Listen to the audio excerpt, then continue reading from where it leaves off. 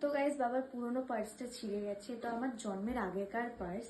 তো বাবা নতুন পার্স কিনেও নি, তো আমি কলকাতা থেকে আসার পথে ভাবলাম যে বাবার জন্য একটা নতুন পার্স কিনে বাবাকে গিফট করবো। তো এই যে পার্স আমি কিনে নিয়েছিলাম, অ্যান্ড আমি ভাবলাম যে আমি যখন এত ইনকাম করি তাহলে পার্সটা যখন দিচ্ছি তার সাথে এটার মধ্যে এগুলোও কিছু দিয়ে দিই। তো চলো এগুলো এখন পার্সে ভরে নেবো। আর বাবা এখন বাড়িতে নেই, বাবা এখন বাইরে কাজে গেছে, মানে যেখানে কাজে গেছে। তো বাবা আসবে, তারপর বাবাকে এটা দেবো। তো তার আগে পার্সেলগুলো রেডি করে রাখি। তো এই বাবা কিন্তু চলে এসছে, আর এখন আমি বাবাকে ডাকবো, বাবাকে এসে বসতে বলবো, তারপরে বাবা তোমার পার্সটা দাও। কি করবি? দাও না দেখি। এই দেখো ভেতরটার কি অবস্থা, বললাম না এটা আমার জন্মের আগের পার্স। তো এখন বাবাকে বাবার গিফটটা দেবো। হ্যাঁ এ জিয়া, খুলে নতুন দেখো। নতুন মানি ব্যাগ, আবার এত টাকা এত।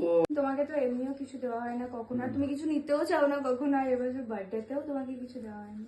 আমি ভাবলাম এই ছোট গিফটটা দিয়ে। রেখে দে, তোর কাছে রেখে দিতে পারতি তো। না তোমার কিছু রাখো, আমি আমার থাকে, তোমার কিছু রাখো। ধরো ধরো, আজ তুমি ইয়ে থেকে ওখান থেকে এই আসো। শোনো।